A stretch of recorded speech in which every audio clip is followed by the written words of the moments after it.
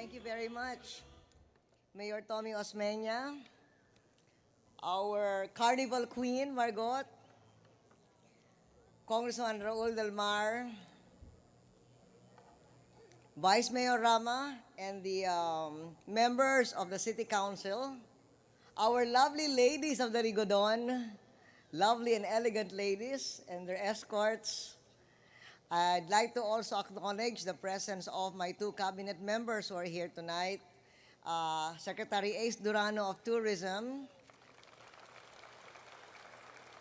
and Secretary June Ikban, the Press Secretary. And to all of you here, leaders of the City of Cebu, happy Charter Day to all of you. And of course, thank you so much for the honor that you have given me, the highest honor that the City of Cebu can give. I am very grateful for that.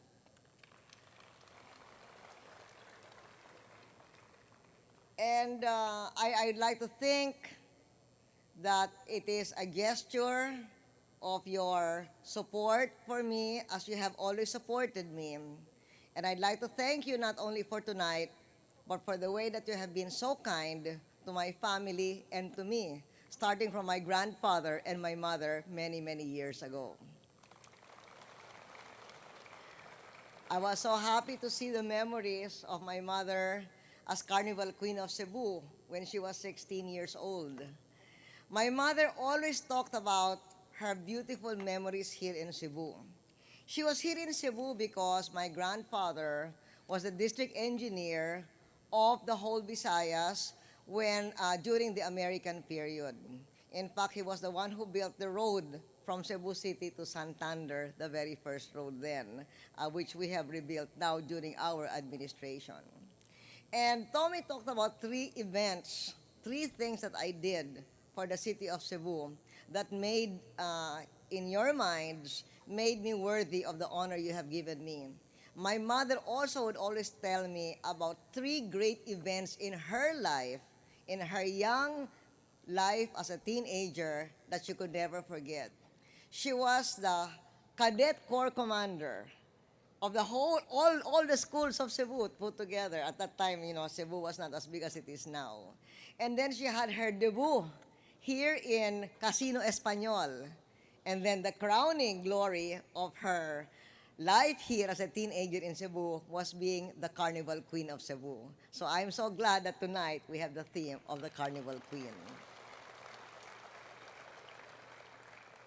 And she would always say, even into her old age, that the people of Cebu are so good. You are so hardworking. You are so friendly. You are so nice. And that is why I could feel, well, of course, in any person's life, sometimes you feel that the best days of your life were when you were young, when you were a teenager. She spent the best years of her life here, and her memories of Cebu are really wonderful. She loved the people of Cebu, and I guess I got that from her. I love the people of Cebu as well. But what gratifies me is that I can feel that the people of Cebu also love me in return. You have given me such great support for senator, for vice president, and for president.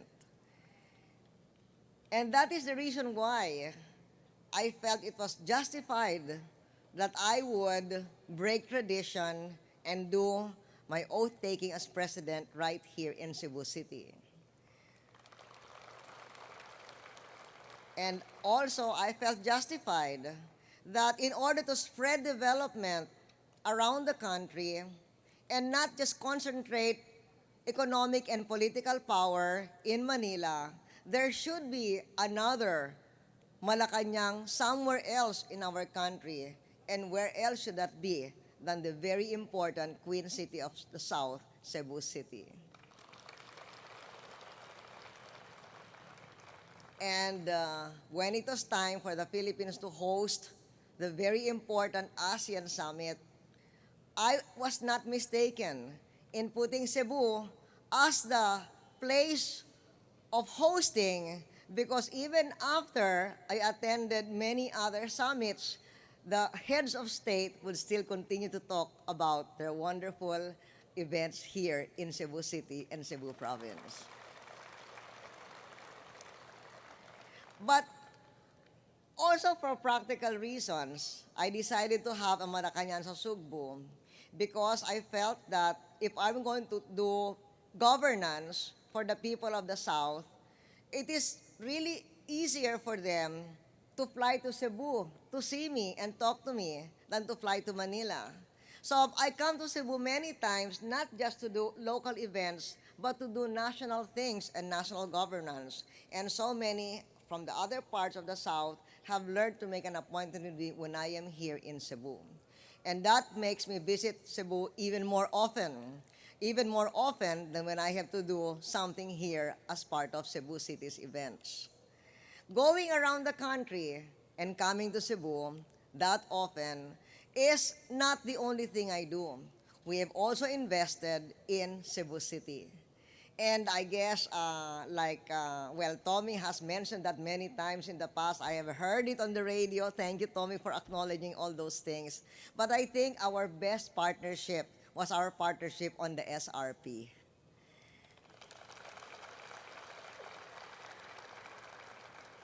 Just as my mother has many fond memories, I have, for me, a significant memory, the inauguration that we had of the Cebu South Coastal Road in 2004.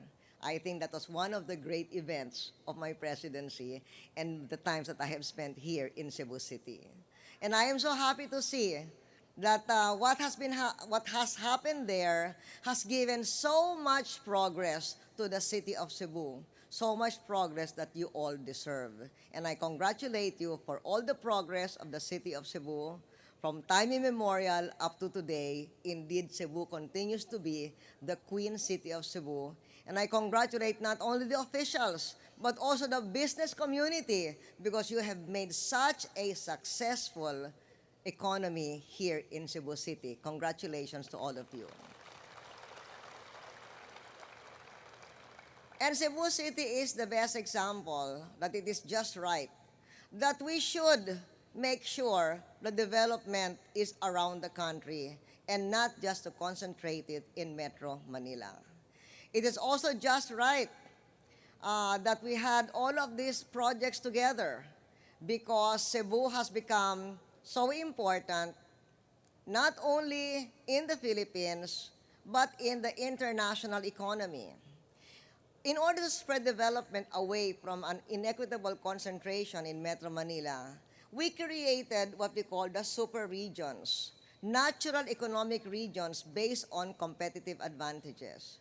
We have the North Luzon Agribusiness Quadrangle, we have the Urban Luzon Beltway, we have the Agribusiness Mindanao, then we have the Cyber Corridor, and we have the Tourism Central Philippines. And Cebu City is a queen city of two of those super regions, the Cyber Corridor and the Cebu, the Central Luzon, the Central Philippines Tourism.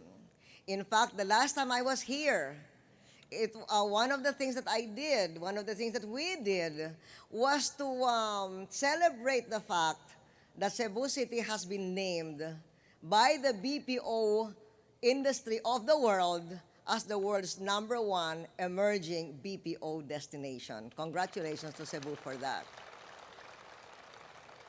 So I'm glad that we highlighted Cebu City's importance in BPO. Everybody, of course, knows the importance of Cebu in tourism.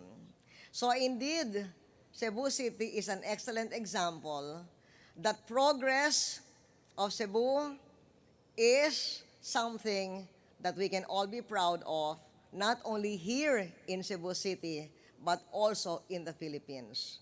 And therefore, for such a successful, thriving, ever improving, ever growing, ever more successful city, the more I am honored that you have given me the highest honor that you can give. To all of you, congratulations for having a great city. Congratulations for what you have done to keep this city as great as it is. And thank you for making me a part of your life. Daghang salamat kaninyong tanan.